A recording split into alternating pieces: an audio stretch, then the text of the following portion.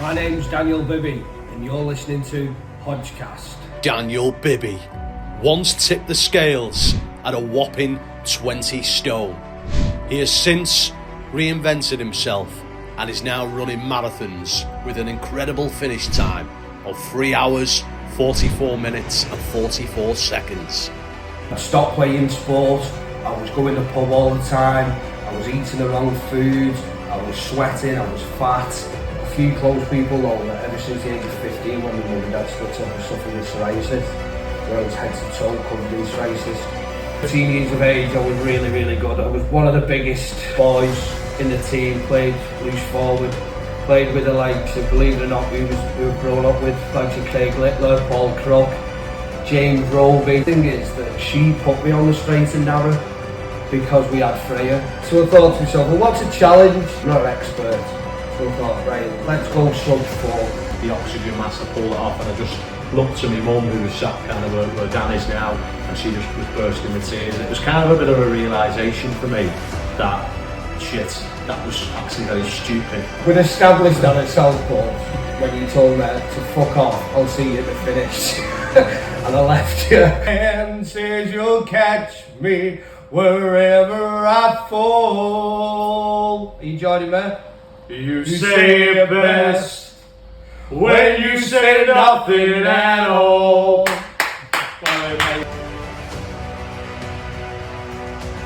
Hello listeners, my name is Daniel Hodges. I'm a philanthropist, a fundraiser, a world record holder and now a podcast host. However, my most noteworthy title is, like you listening to this, I too am just a human being with a few stories to tell.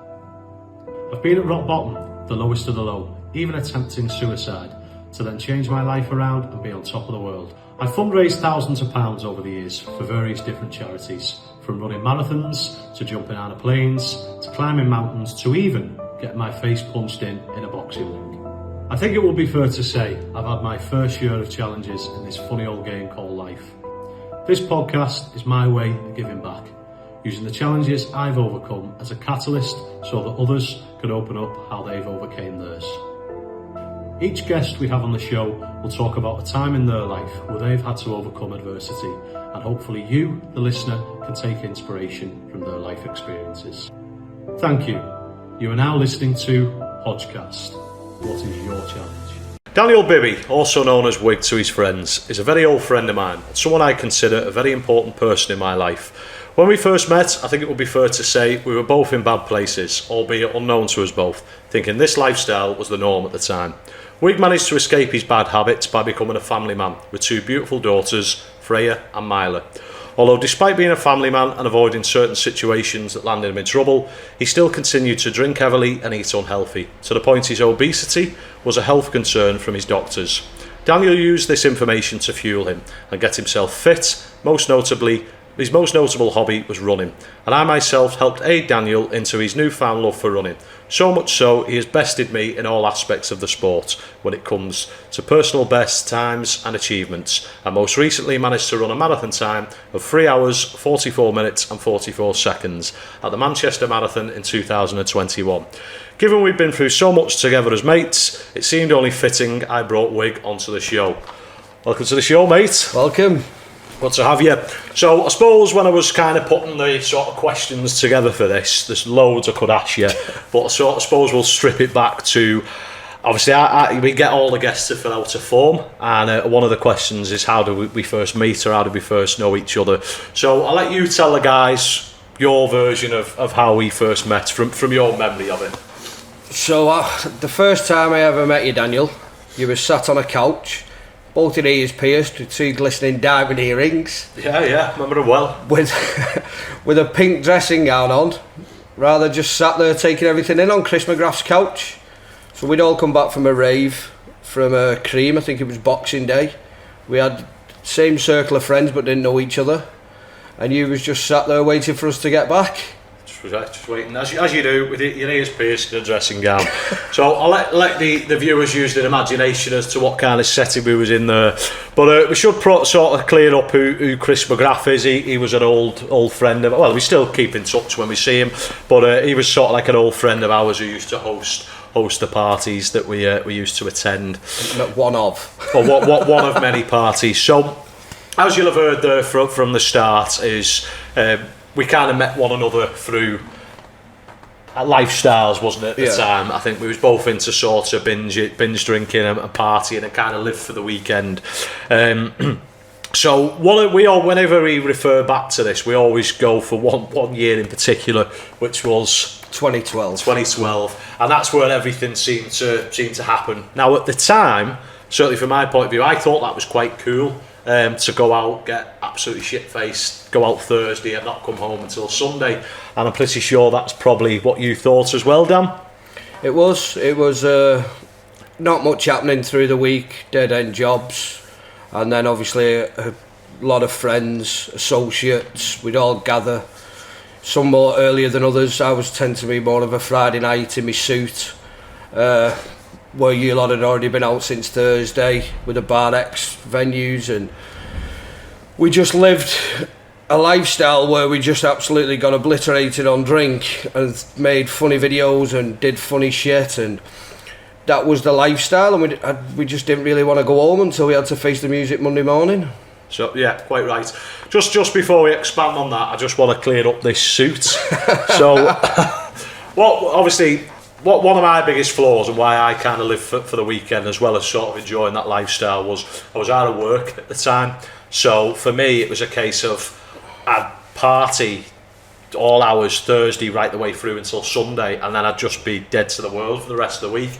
And because I had no job, it was quite easy to fall into that rut. But obviously you yourself, Dan, you worked quite admirably. I don't know how the fuck you did it, but you worked. And obviously going back to the suit comments, was you working in sales at the time? Yeah, so I went from warehousing into sales, and in 2012 it was basically boring sales jobs, and I appreciate anyone who gave me the opportunity to do it, but it just come natural to me.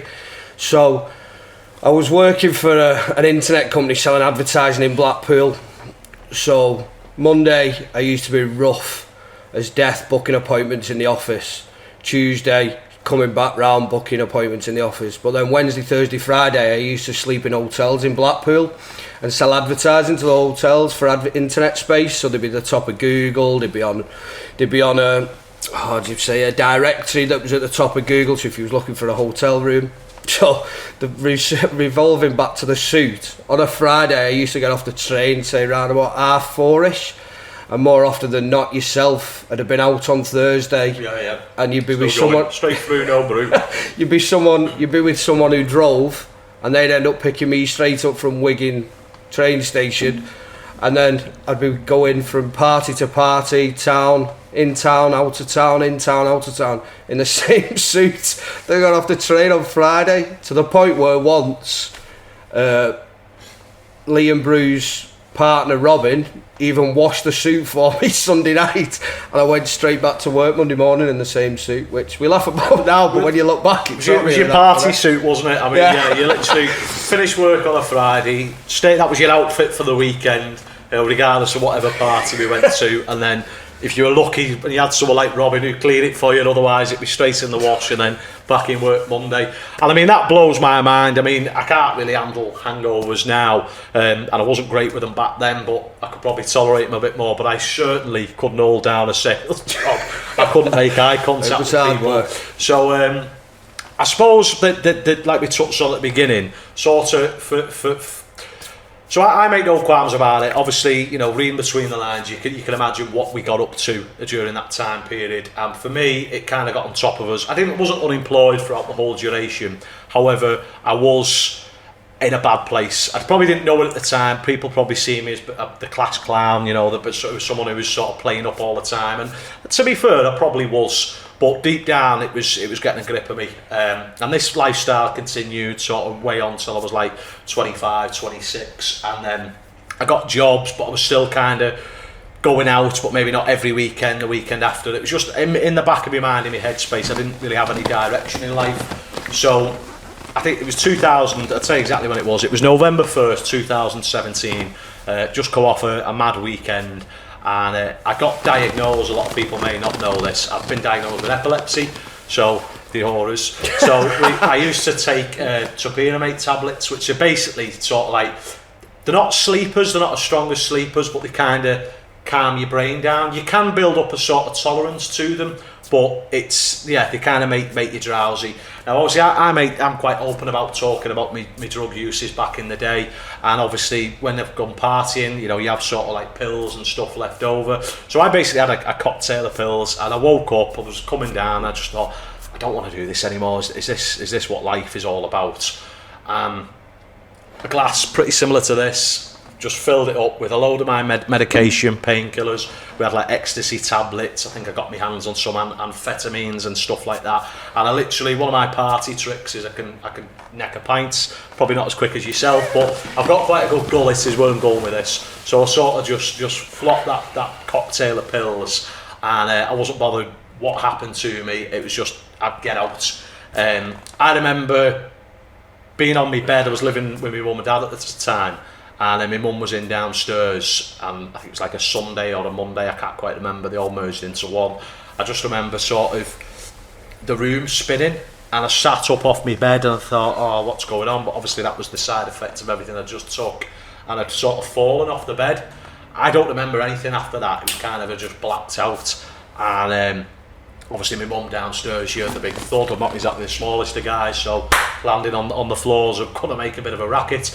So this is her version of events, because I don't remember anything. She come rushing upstairs, I was spazzing out, I was fitting out. She's done first aid before, so she kind of knew what sort of recovery to put me in. She phoned an ambulance straight away. The ambulance obviously come, they've sedated us or calmed us down from the reaction I was getting off all the pills, tablets and drugs. And I woke up 48 hours in Wiston Hospital. Woke up, obviously I had a load of stuff in my arms and kind of, you know, I'd been sort of sedated, so I was just coming round. I'd like the oxygen mask, I pulled it off, and I just looked to my mum, who was sat kind of where Dan is now, and she just was bursting with tears. It was kind of a bit of a realisation for me that, shit, that was actually very stupid and also very selfish of me to do that. Obviously that was my get out clause, because seeing my mum, who and I've got a fantastic relationship with my mum, seeing her break down like really emotionally with tears pouring down her face, it was sort of like, I need to do something about this. So it was from that moment on, I thought I need to start transitioning, and obviously it's Dan's time in the spotlight, so I don't want to take that away from him. But certainly with regards to me, that's why people may know me from all the charity stuff, the challenges I do, and that was sort of like the foundations that got me away from that party lifestyle into who I am today, who sat before you hosting a podcast.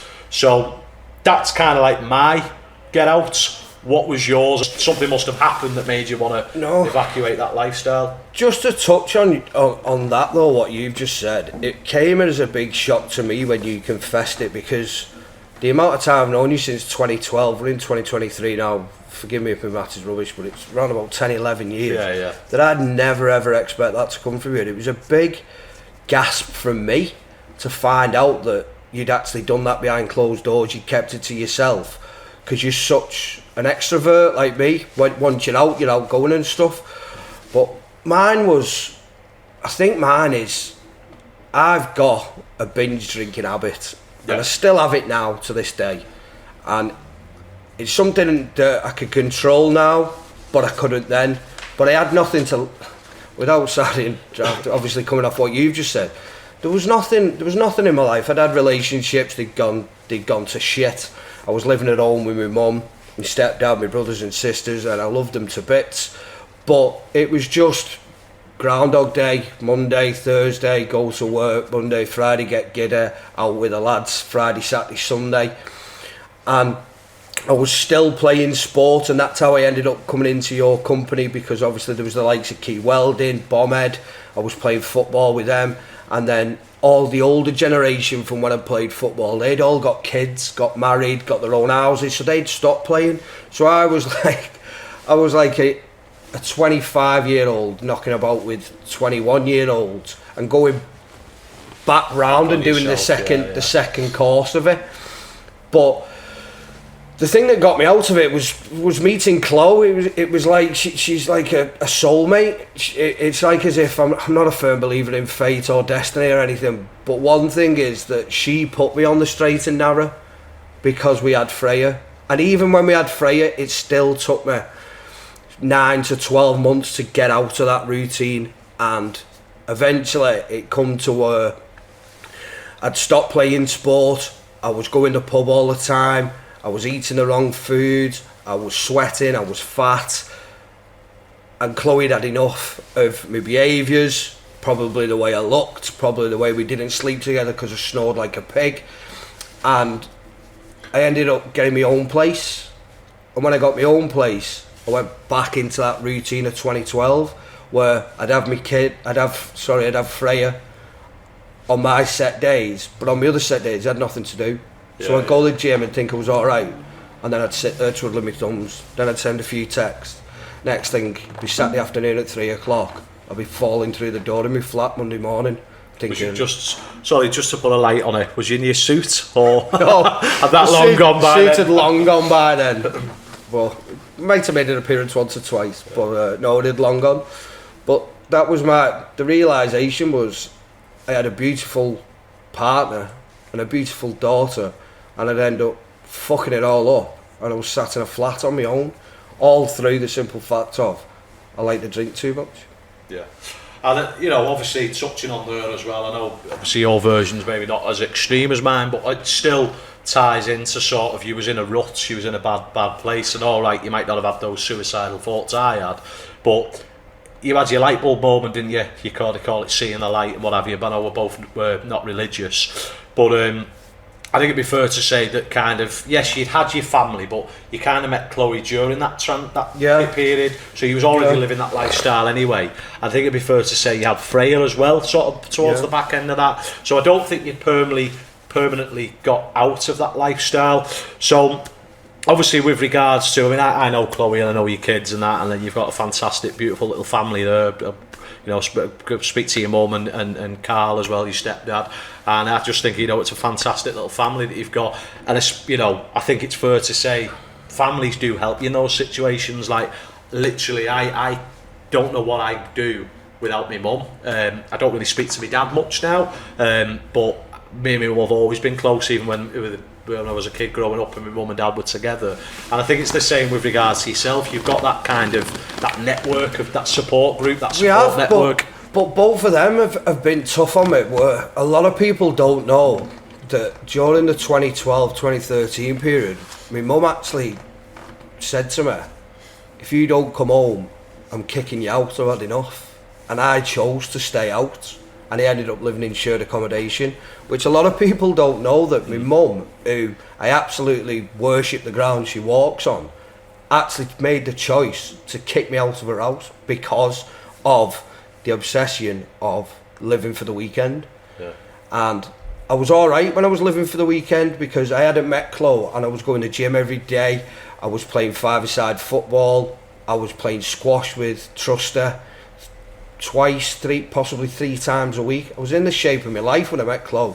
I was about 12.5 stone, looked good, felt good, but I still had that empty space where as soon as Friday come, even when I was working for Dave and Ian, when I set the leaflet distribution business up for the smaller clients from scratch, I was still hanging out my arse on a Monday, and even probably to this day they didn't know that I bended from Friday to Sunday and was going into the work establishment. So do you think, sort of like, and obviously we'll touch on kind of like your binge drinking more detail in a sec, but do you think at the time, would you, because the way you've just described that then going out, and I'm the same as it as well, if someone was to turn around and say to me at that time when I was living that lifestyle, Hodge, you're an addict, you're addicted to alcohol, you're addicted to this, I'd probably say, oh, fuck off, I'm only taking it recreational. Do you think, did you at the time have that mindset of, well, I'm not, you know, I like a party, I won't say I'm addicted to it? No, yeah, I think I know I'm not addicted to it because I don't strive for it. Day in, day out, where addicts do, don't we? So you see the people walking the streets of St Helens, where I live now, Prescott, where anywhere. When I used to go to Wigan, there'd be people drinking at 8 o'clock in the morning. I didn't do that. Yeah. But my problem was, I had something to do during the week. I knew I had to go to work. I knew if I was rough that I wasn't performing, so I wouldn't hit commission, I wouldn't make money, I wouldn't obviously strive. But then, soon as Friday, 3 o'clock, the little demons would start going, oh, it's the weekend, here we go. And then it'd be all over the text and people would be buzzing. Some people had already been out on the Thursday night and was still going. And it was just, that was it then, because Friday night, Saturday and Sunday, apart from playing football, I didn't have nothing to do. And sometimes, and you've been there, you've been in situations where I've been out Friday and got picked up from an house at 11:30, quarter to 12 in the afternoon, gone and played football with no sleep, and then been back at the same party where you've been at 4 o'clock in the afternoon once I've finished. Yeah. So I wouldn't say I was an addict, I would just say there was nothing going on in my life apart from that, and that was the end. So I'm gonna just a lot of people, when they ask me, they always say, like, you know, did at that time when you was going out all the time, do you regret what you did back then? No. Well, I have the exact same answer. No. Because I don't think I'd be the person I am today, sat here on a podcast, you know, with all the CV I've now developed, with all the challenges and what have you, if that didn't define me as a character. By no way means am I endorsing or saying you should live that lifestyle, but for me it made me who I am. So do you think that was the same case for you? Do you think having that lifestyle sort of developed Daniel Wig Bibby? Or of course it does. There's a lot of people that I don't talk to now that I've got a lot of time for and was part of that journey. I wouldn't have met you. I wouldn't have been come as close. No further comments. But could I do it now? No, not at all. It makes me shudder to think what we actually thought. At times it's funny when you think about it and you think, no, it makes you shudder. But I'd never regretted it, and the same as you, I wouldn't promote it. Go out kids Friday night and go straight back to work Monday morning in the same suit. No, I wouldn't. But like you said, it defines you. And I wouldn't have met certain people that are close to me now. I wouldn't have met people that have been close to me that I've lost, that I don't have contact with no more. And it's no fault of theirs and it's no fault of mine. I decided to cut my ties for the simple reason that I had Chloe and two beautiful girls. And when you said before about the suicidal thoughts and stuff, I've never ever had suicidal thoughts. But I'll be open and honest on this podcast. I broke down to Chloe on the phone one Monday morning when I missed work because I'd binge drinked, and I broke down to her and I said, I'm going to be the bigger man and tell you I can't live without you and Freya. So I want to sort stuff out. Where I'd had the bravado of, I'm not bothered, I'll move out, I'll get my own flat, I'll show you, I'll just have the kids when I want. And then I broke down and she took me back, and ever since we've been solid, and I'll always forgive her for that. Because I took her to St Helens in an house. She knew no one. She had one friend round the corner. And I decided that every day I'd work and provide for my partner and my child. But every day I'd still nip the gate after work and have 3 or 4 pints. Yeah. And then sometimes I'd have 3 or 4 pints, go home, throw an Indian on the table, throw it down us, and then say, you coming back out? No. Right, well I am. And then I'd leave her in an house. And I'll always regret that, because that was selfish. So you kind of just you regret some decisions, but you don't kind of regret that lifestyle. So putting a bit more of a positive spin on things, there was one thing, and I remember it clear as day, back in your party lifestyle days, and that was you made a guest appearance on a TV show. So we're amongst a celebrity here, but on a TV show called Sing Date. So I've got 2 questions really. So 1, how did it come about? And 2, could you just explain what the format is for everyone? How it come about was sat on P. Cowell's couch one Saturday afternoon. Party got a bit stale, and scrolling through my phone, it just said Sky Living, new karaoke dating show. Well, you know yourself. You love a sing-song. Like a bit of karaoke, as you do. So I just started filling it in on his couch. Anyway, I got an email, back and forth. Next thing they said, can you sing a song for us and send it over? But I think in them days it was Skype had just come out. So I Skyped over Ronan Keating, When You Say Nothing at All. Next thing, this lady Skyped me back, and then she said, congratulations, we would like you to be on the programme. We're going to find a girl that we think suits you. And then, can you give us 10 songs that you can sing? I was like, well, there's only Ronan Keating, American Pie, and a couple of others, so I made the others up praying, and anyway I got American Pie, which is one of my favourites, on the karaoke, and I sung it, and she picked me in a final 3. So this programme, I never met the girl, didn't even see her. I had a film crew in my house. Carl went mad, he come home from work, they sent him to bed because he was filming in the house. But the experience was good. Full film crew, was doing the Russian Cossack dance in my mum's living room, thinking I was the bee's knees. And then everything was done through Skype really, and then it was only when the programme went on telly, obviously broadcasted all over my Facebook, and got a few notices round town, you're the guy off Sing Date, off Sky Living, and unfortunately she didn't pick me because I absolutely was shite at the song she picked. I can't think of the name of it, but it was something from the 80s and it was terrible. And she picked a 40-year-old divorcee from Essex. Do we know how she's getting on with that divorcee now? Or I said, I didn't even meet her. I just seen her on the screen, and what was kind of funny was when I did the song for it, I had to do it at work, so I had my suit on. Well, while you mention it, and it'd be rude to not do it, can you just give us a little rendition of Ronan Keating? Exactly how you did it on the Sing Date as well. No pressure. It's amazing how you can speak right to my heart without saying a word. You can light up the dark.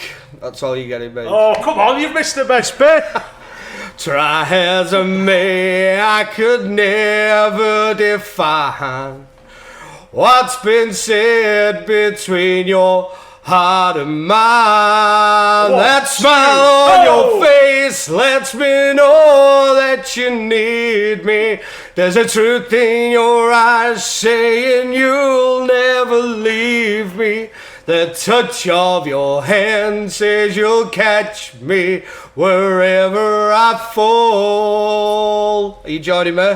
You say it best when you say nothing at all. Well in, mate, well in. I'd have picked you anyway, fuck the divorcee off. No, cheers for that, a bit of ad-lib there with my mate Wig. So yeah, Sing Day, I remember it quite well, you know, I'm pretty sure we had like a secret, wasn't WhatsApp groups then, was it? Yeah. We had like a secret group, the Pose, for anyone who's watching, and a lot of stuff that I won't repeat got posted. Did you not call it Posse? Posse. I've gone posh in my old age. The Posey. So obviously I think the video's on there somewhere. We've not got it with us today. But I just want to strip it back a bit there. So obviously we talked about your party lifestyle, and a lot of the things that led you into that was obviously sport. You know, you was a sports person. I think we need to remember you've not just been a big pisshead who's just appeared on the scene. You know, you did used to play rugby, you did used to play football. So I think one of the most accolades, which you know, I didn't know, even though you scarcely mention it every 5 minutes, was that you played once for Wembley. So do you want to talk us through that? Who was you playing for at the time? Did you play with anyone who's maybe noteworthy, who's gone on to big and better things? Talk us through that moment, mate. So from the age of 6, I played for Blackbrook all the way to 16.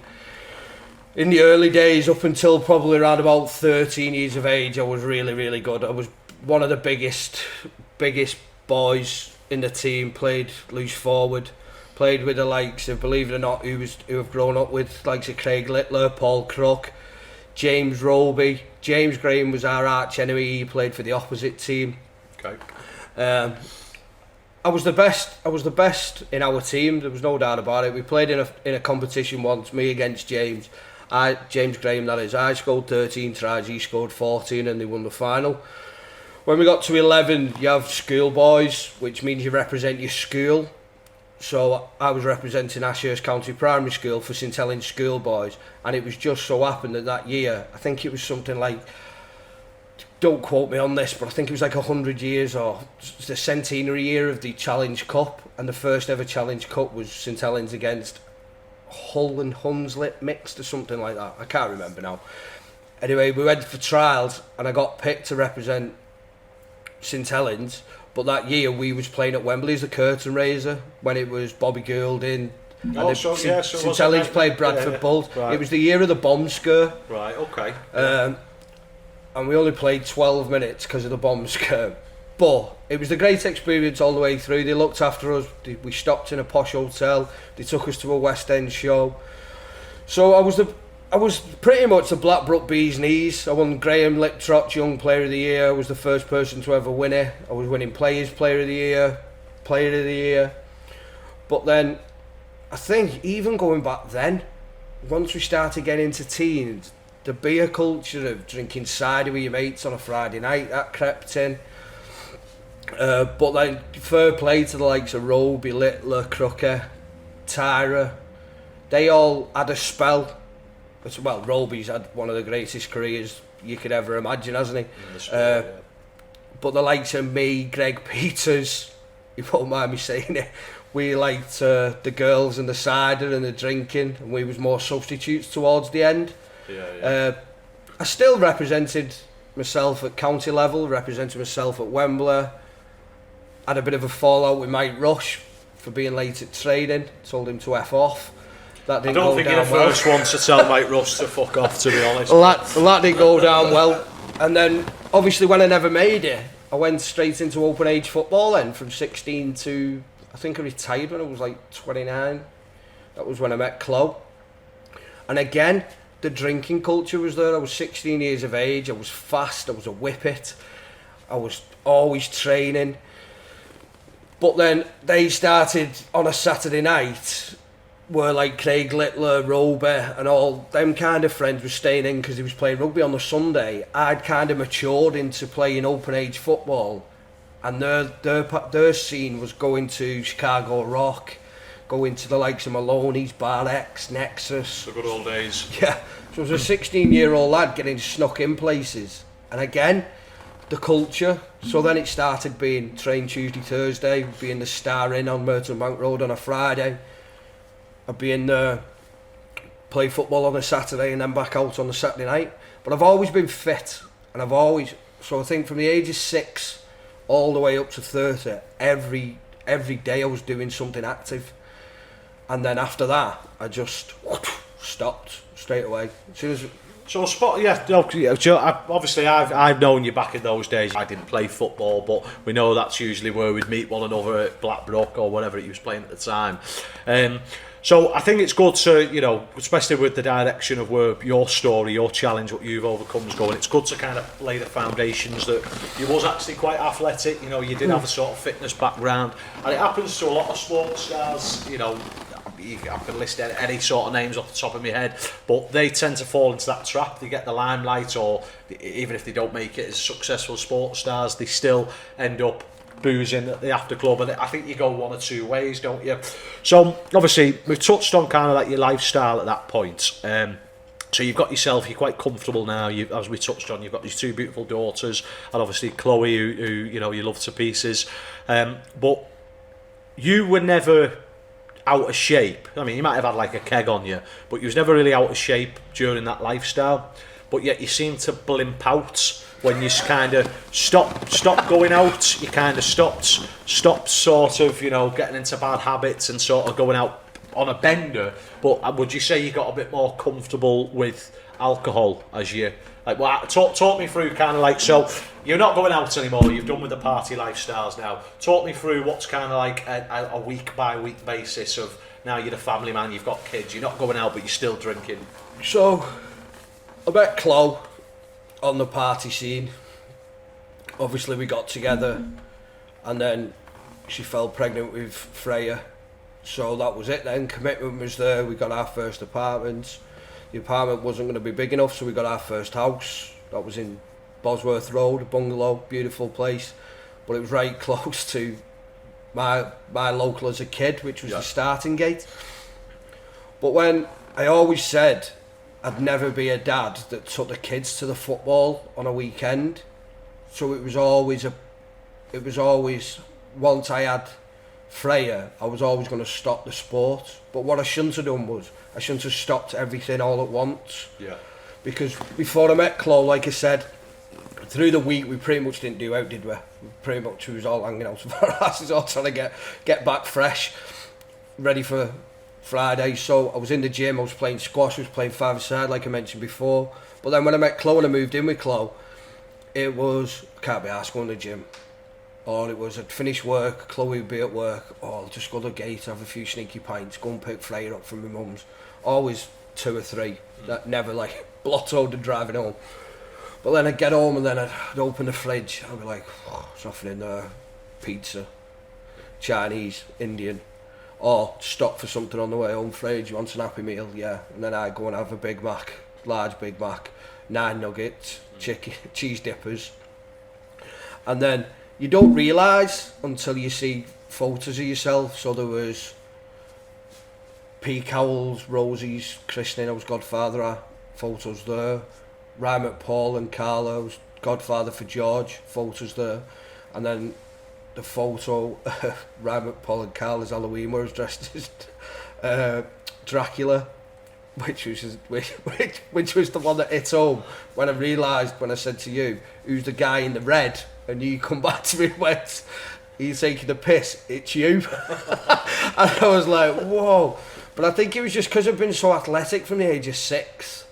You're just not always in that headspace of you've got to look all right. But it's like me and you've touched on it before, when it comes to fitness, once your body's like a machine, isn't it? Once it starts burning calories, it's always burning calories. But once it stops, it starts storing. And it's like, I was still drinking. I wasn't going out Friday, Saturday, Sunday, but I was still going out Friday night for 8, Saturday night possibly into town, and then waking up 3 o'clock. Sunday afternoon, rough, or let's just get takeaway. Let's just binge on shite food. But I wasn't going to the gym, I wasn't playing squash, I wasn't doing anything, and I, like you said, just fell into that sort of trap. I think blimp was kind of a polite word. I'd have said balloons. So, I mean, we asked you this before with regards to your lifestyle back then, but obviously this as well sort of transitions. You're not partying. Did you think you had a drinking problem at the time? I've never. It's only probably the last 5 years I've realised that I've got a binge drinking problem where if I go, I can't stop.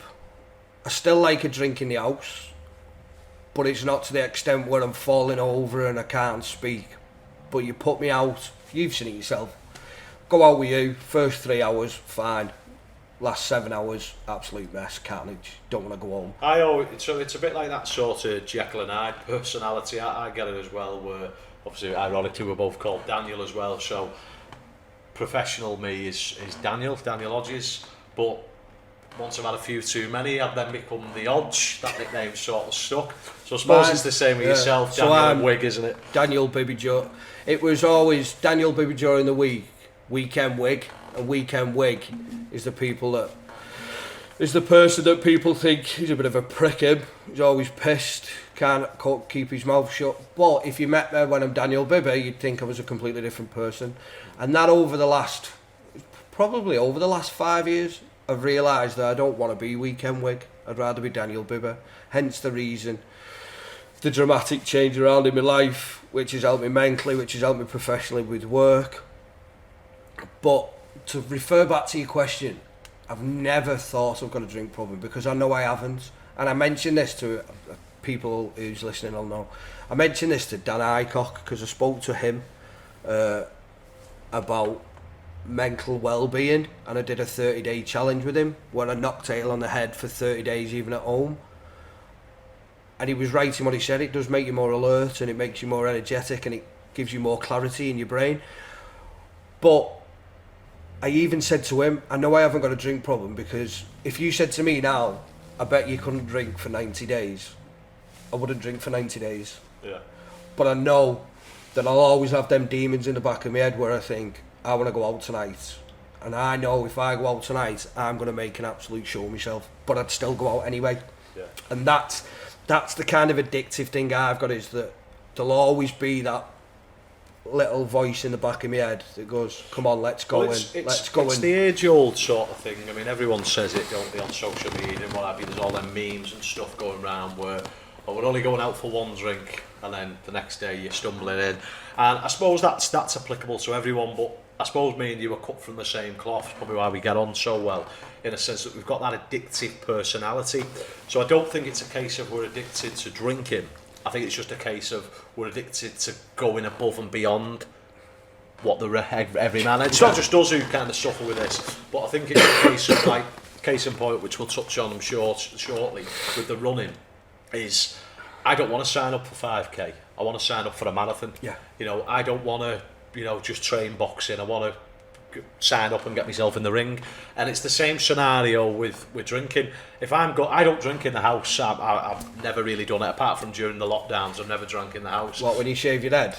It's an episode for another time, but yeah, so I probably better elaborate on that. So When you went to Britney Spears moment? during lockdown, I shaved my hair off, and we was all in like groups and what have you, and it was a bit of dares, and one of the dares was, obviously a lot of drinking games, was probably about 12 Peroni deep at this point, but one of the dares was to dress up in a dressing gown again. I must have a thing about your birthday suit, your party suit. So yeah, so I had a dressing gown on, obviously a skinhead, bald head because I'd shaved it off, and I went to my local off licence because they were still serving during the pandemic. Got the person behind the counter to record me down in a drink in the middle of the store in dressing. I had clothes underneath my dressing gown, and yeah, obviously because I was blind drunk, I decided to put it on social media.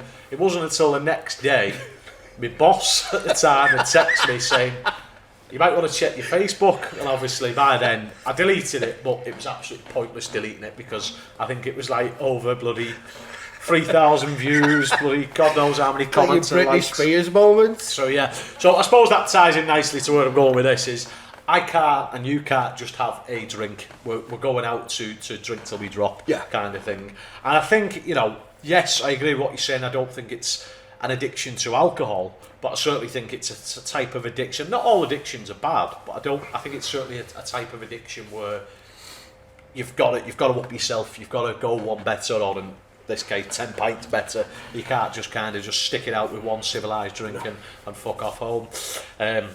Okay, so I'm going to ask you this one. Obviously, you mentioned that you put this was kind of like where you got out of shape.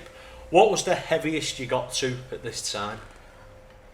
I think it was I've always said 18 stone, but I think at some spell I was bigger.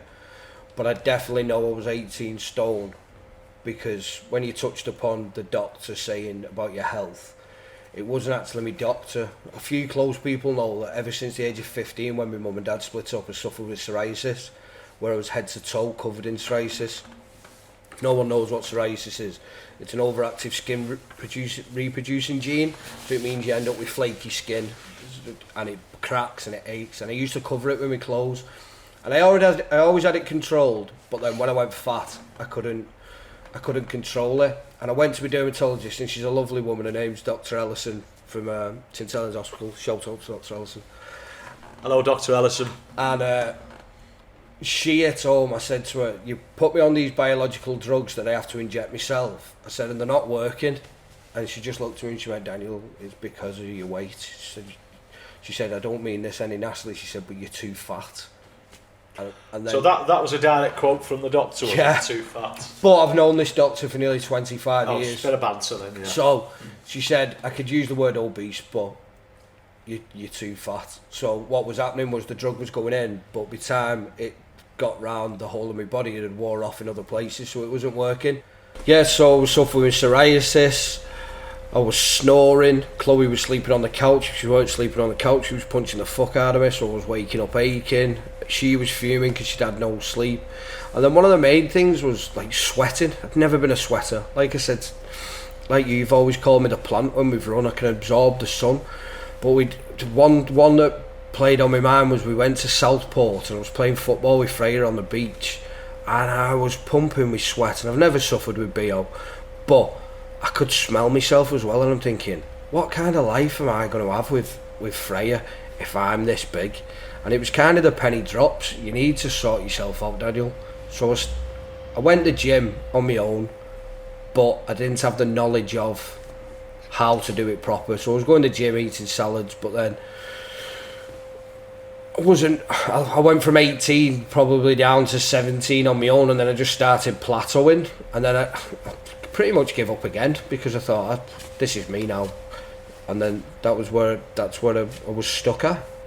So obviously, you hit a little bit of a rut, but on different circumstances. This was more from your health rather than your party lifestyle. What did you do to start changing your life around? I mean, you mentioned that you plateaued, but did you seek advice? Did you seek help from anyone? I can't remember how it come about. I don't know whether it was a Facebook ad or somebody I knew had been with Steve Rooney at the Steve Fitness Rooney Academy. Big shout out. And I just contacted him, and I went down. It was just before lockdown. I went down and had a face-to-face with him, and he said to me, "What's your goals?" And I went, I want to get into running because I don't like the gym, and I still don't like the gym now, and I go 2-3 times a week to the gym. I just do quick 45-minute circuits, but my passion's always been running. Football, back to rugby, I break the line, no one would catch me. Football, I played left wing, played left back, was my main position, but I was always fast. Training, pre-season training, no one could get near me. So I've always had running in me, but when I got big, I couldn't run because it hurt my back, it hurt my legs because I was carrying so much timber. So, preaching to the choir on that one, mate. So I got to show you. Oh no, I've been there with you. So I went down, had a consultation with Steve. He said, "What's your goals?" I said, "Lose about 3-4 stone and get back into running, because running not only gets you out on your own, but sometimes you can go with friends, but gets you out on your own, you can clear your mind, and not only that, there's no commitment to it like there is with football and rugby. So, and with the football and the rugby, you've always got temptation. So it goes back to the temptation of, if I started playing football again, I'd have to train Tuesday, Thursday. It's in a club that serves beer, so there's temptation of, well, I'll just have a few after football. Then you've got your Saturday, your kids are either getting looked after off your grandparents or friends while you play football, so you're not spending the time you need to.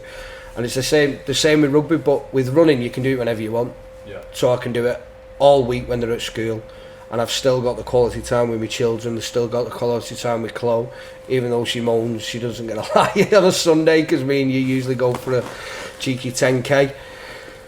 And he was a big help.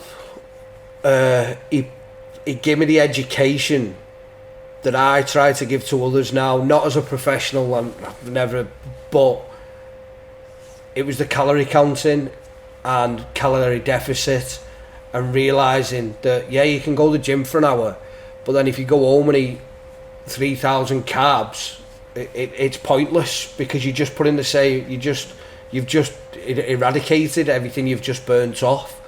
So I went into a calorie deficit. He started me off nice. It was like 1,800 calories, and I was like, oh, I can still have chocolate on this, it's brilliant.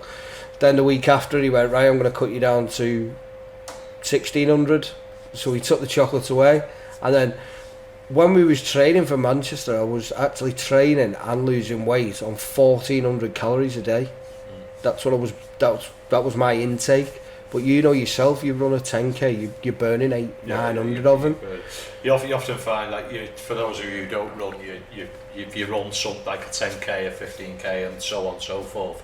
You find an hour later you're quite hungry. Yeah. So you obviously that's all the calories that now burns out your system. But that's the education Steve gives you, that when you're hungry, you don't feed yourself up on the wrong kind of stuff. Yeah. You feed yourself up on the proteins. You feed yourself up on shakes, rather than you going, oh, I'm just going to feed myself up on a big fat roast here with loads of carbs, and then the carbs counteract what you've just done 3 hours before anyway. Yeah. So Steve kind of give you an insight into the science behind Steve was really good. Nutrition and losing weight, yeah. Which is of course what you wanted to do, and obviously you've touched on the running there. So running's something that you've always been quite passionate about. Running helped me massively, because going back onto what I said at the beginning of this episode, helped with my mental health, because as you say, you can do it on your own. If you want to de-stress, you can go with a friend, double it up as a catch-up, so you're having that social element as well. And obviously, going back to the addictiveness, mine was, I like this, I did 5k, and then I went and threw me name in the ballot for the London Marathon and got in there. And I always said I was quite lucky to get in that. If you're into running, it's considered lucky. If you're not, you're probably thinking, what the fuck am I going on about? But yeah, it was quite lucky to get into the London Marathon. I did that, and then I kind of like that was my Everest, if you will. I'd done the London, well, in terms of running, I'd done the London Marathon. I thought I don't really need to do anything else. But then of course lockdown hit. I'd had a bit of a, so I think it was in between the lockdowns from 2020 to 2021, so we're coming up to January 21. Your hair grew back. yeah, my hair had grown back, thankfully, at this point. But there was talks that we were going into another lockdown in January 2021. I'd had a good Christmas, because obviously we was deprived from going out, so I kind of did, burn the candle at both ends, as they say. And I thought, right, I need to shake that off, dust off the cobwebs and do something. So initially I was just going to do a 5k a day in January 2021. But then Andy Reid, who had been doing a lot of triple amputee war veteran Andy Reid, had been doing a lot for his foundation, which supported mental health, which I was a big advocate for, approached me and said, I like the idea of running 5k, would I do it for his charity? So I thought, well, I'm doing it for charity and I'm putting the spotlight on me a bit. 5k is not really that bold, again, addictive personality. So I thought, I'll do 10k a day. A friend of mine called Dave Howarth, who I did Everest Base Camp with, he did something similar. He did it during the lockdown, and I quite like the idea that he was getting friends to come with him. And obviously we was all in lockdown. I'm a big advocate for sort of getting yourself fit and active and what have you. I'm by no means a PT or anything, but I like seeing people happy and healthy. So I just put it out to a few people in my phone book, and obviously the timing I think was great for me to do it, because it was a case of I had everyone say yeah. Obviously you had some people like yourself who just come off sort of being quite unhealthy and obese, and yes, you'd lost the weight, but you didn't want to rush in, so I think you was like day 25, 24 or something, wasn't it? Yeah. So that was, would you say that was kind of like, you knew that you had this 10k with me to strive for, would you say that was kind of like the benchmark that made you get back in fully to running? Yeah, so obviously reporting into, when I was with Steve, it was all weights and it was all, and everything he did was great, but like I said before, and I said to Steve, I don't like lifting, but I paid him the money, I had to do what he said, so I had to report in every day, and I had 2 sessions with him a week, and I used to call him a bastard, and I used to say I hated him, but then I'd come out and feel good. Yeah. But the end goal was, I knew, hand on heart, I'm not a gym freak, but I'd go three times a week, sometimes 2 religiously, just to mix it up from running, because obviously you know yourself, it can get monotonous. It can get monotonous and you lose the passion for it, so splitting it up. But I think my goal with Steve was to lose, I think we set a target of 3 stone, which would have took me from, I think, 18 down to 15. But I was at 16 stone. Sorry, correct you on that. My target was from 16 stone that I got myself down to lose 3 stone to get to 13. But by the time I'd finished with Stig, I was already at 13. I had a couple of weeks left, and I thought I could start running again now, because I could feel the feel good factor. And then you mentioned obviously this 10k a day, but it was too close for me to start at the beginning. So that's why I said to you the 24th, because then that's when the catalyst started, where I started thinking, I've got a 10k in 24 days, so I need to start dripping runs in now. And then I started doing the 3Ks, the 5K. That first 3K, mate, was absolutely horrendous. Yeah, you always remember your first one.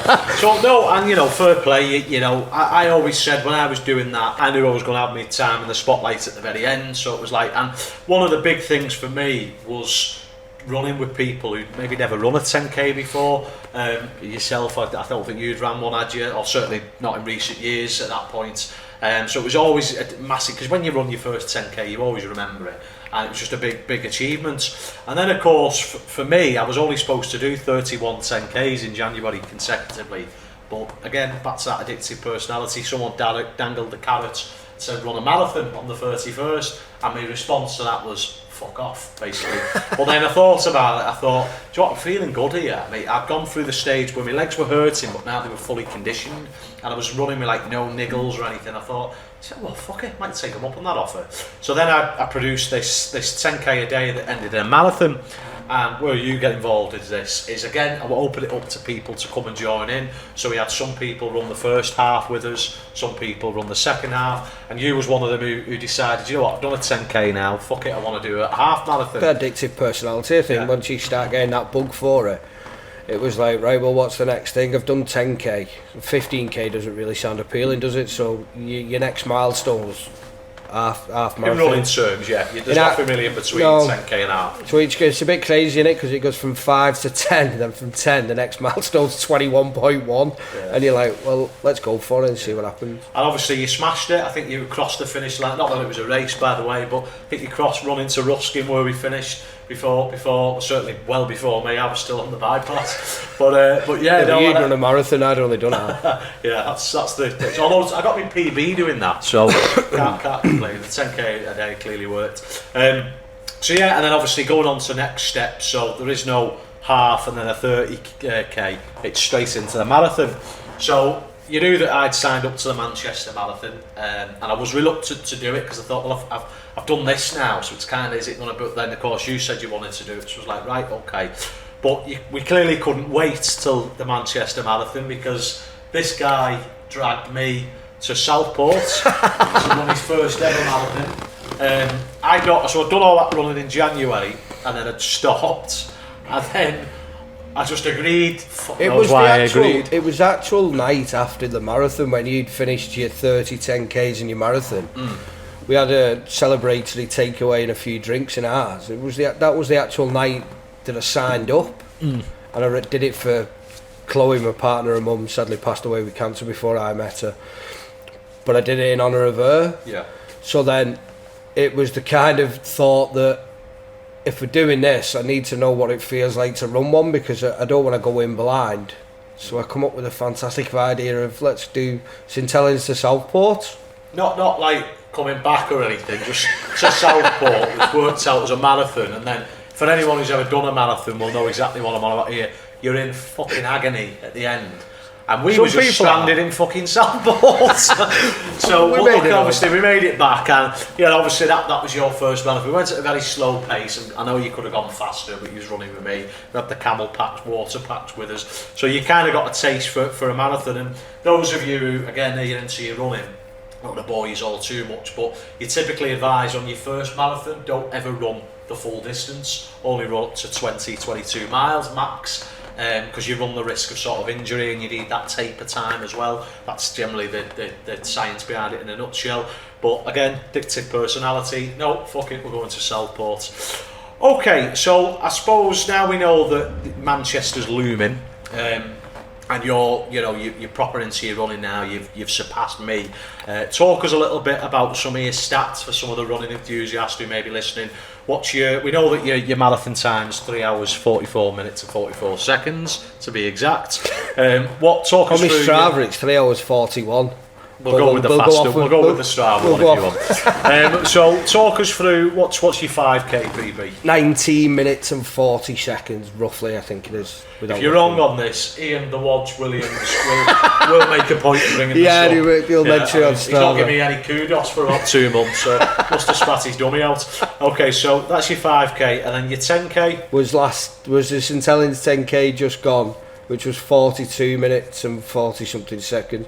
But I kind of cheated on that one a little bit. I could have ran faster towards the end, but we're doing it again this year, so I thought I've got something to beat. Don't raise the bar too high. Yeah. And then your half marathon, you've never really gone for a PB on half marathon, have you? So what is your current one? Because by comparison, this might sound quite slow. No, it is. So my half marathon on Strava is 1 hour and 43 minutes, which I think if I went out now and did it, I'd shave 10 minutes off it. Yeah.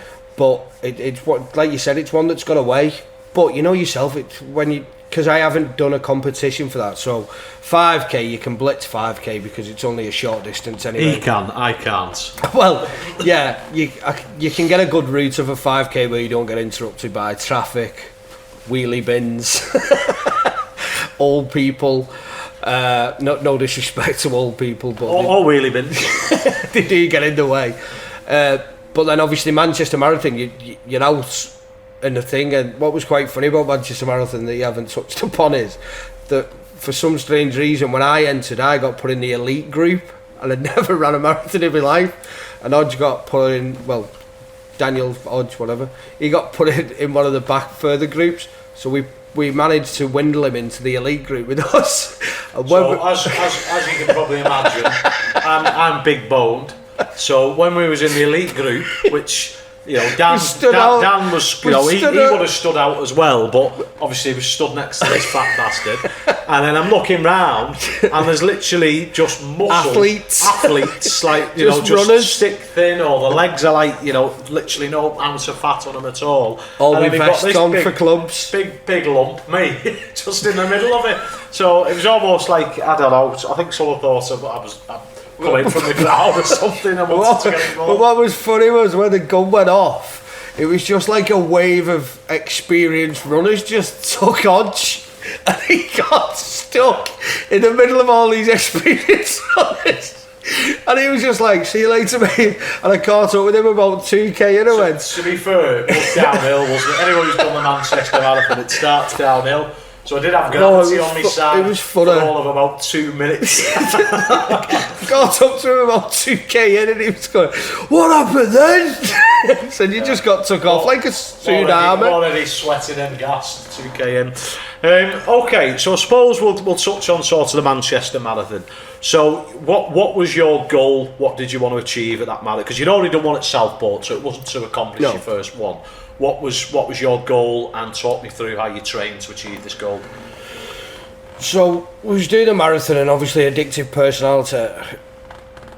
I've got something about speed, and you always told me it's not always about speed, it's all about conditioning your legs and stuff, but it always plays on the back of your head, how fast can you actually run? Hence the reason I've done 5k in under 20 minutes, 10k in under 43 minutes, aiming to get 40 minutes this year.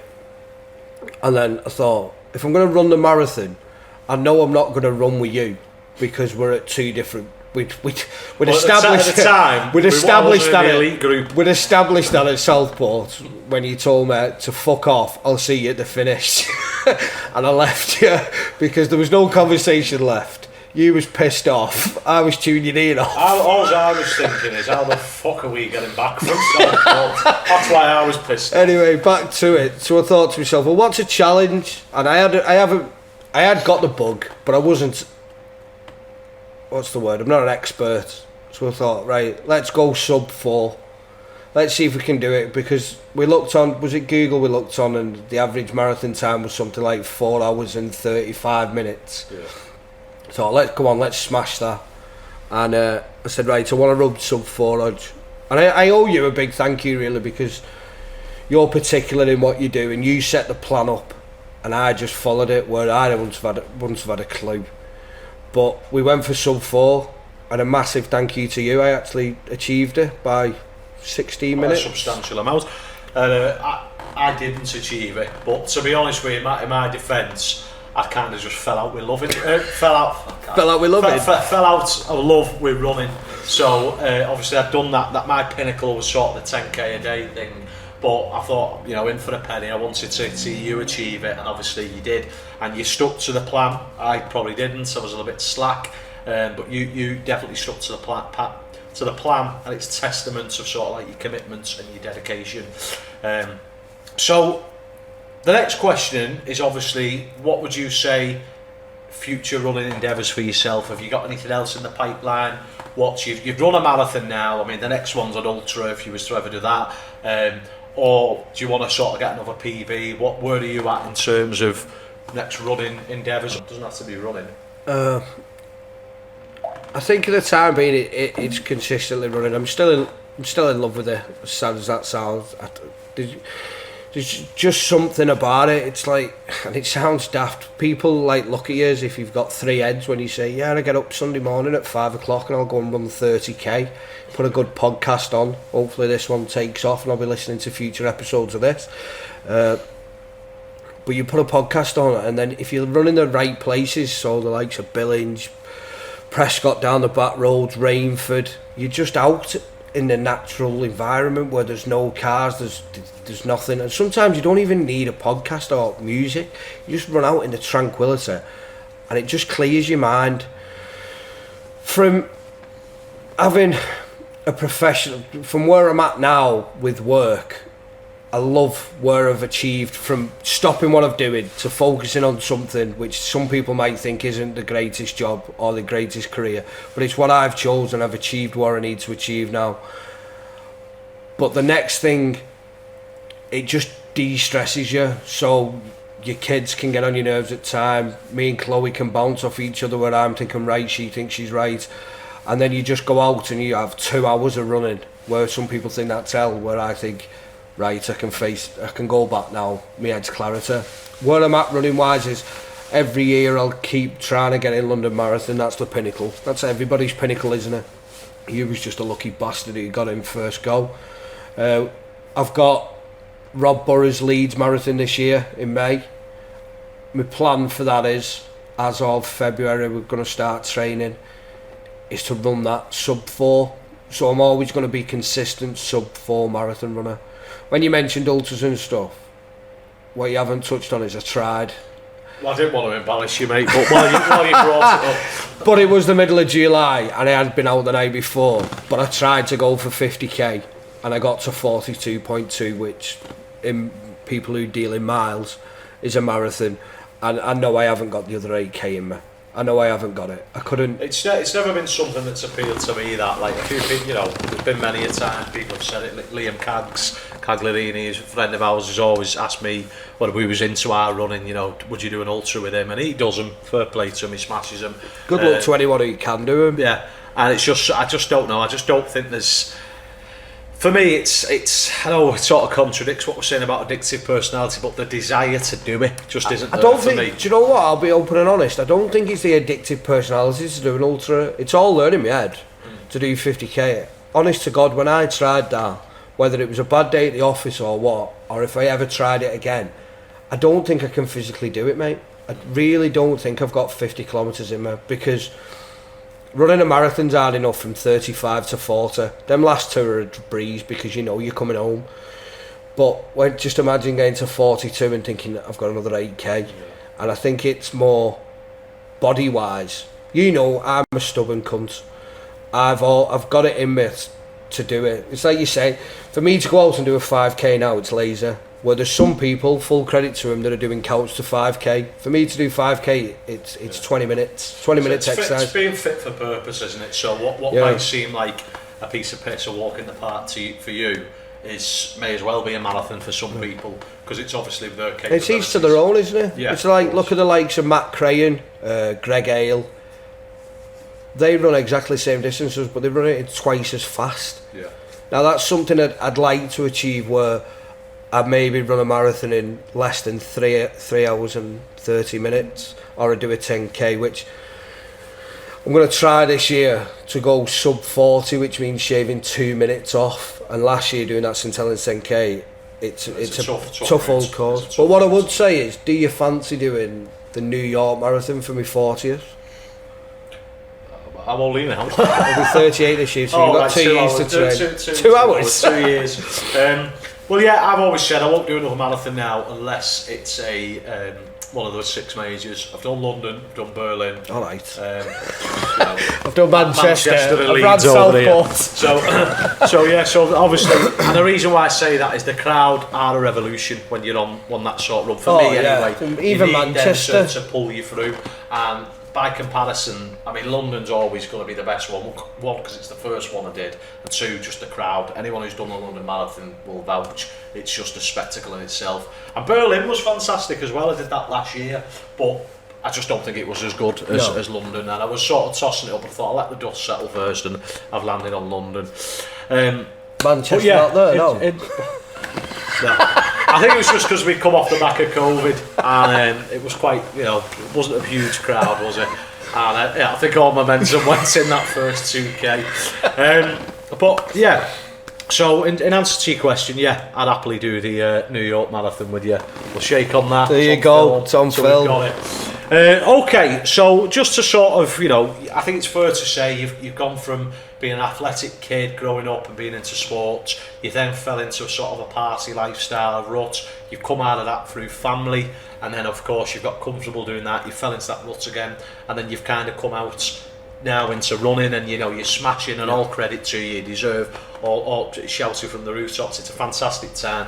Anyone who doesn't, especially given the fact where you was at, to then come away to being obese, losing all the weight, and then smashing a marathon time of 3 hours 44 minutes and 44 seconds, 41 on Strava is a massive achievement. And saying this not just as a mate, but also as someone with a load of admiration. Looking for a plate to you, mate. Cheers, mate. Thank you. So, just to help wrap things up a little bit now, we've sort of touched on your life cycle. How are you feeling now in yourself? Now you're no longer this obese. I know you still have a drink, but not to the quantity you was having. How are you now in yourself?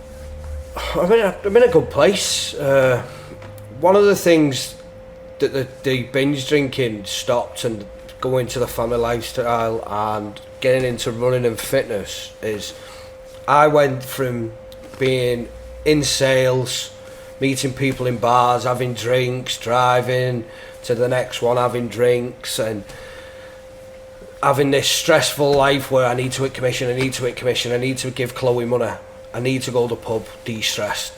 I just stopped it all, and I went into warehousing, and my life now is unbelievable. Over the past 3 years, I've gone from being a warehouse operative to now I'm a night shift manager for a big company where I'm in charge like 500 people per shift. Yeah. But not only has my lifestyle changed, it's given me clarity in my head, and I'm at a place now where I'm financially stable. I'm not living for Friday payday anymore.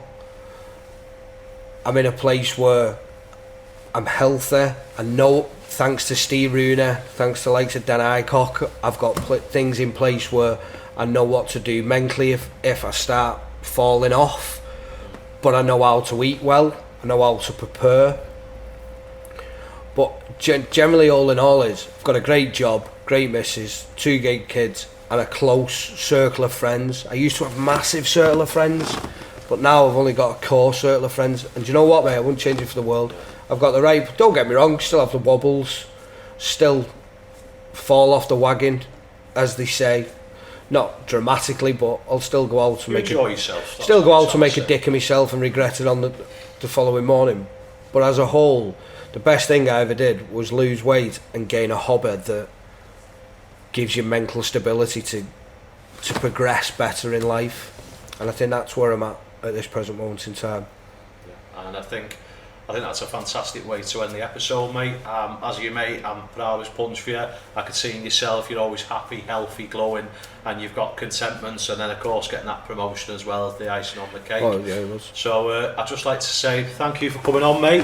Give me a solid there. And that was Daniel Bibby AKA Wig. You've been listening to Daniel Hodges on HodgeCast. That was Wig's challenge. Thank you, guys and girls.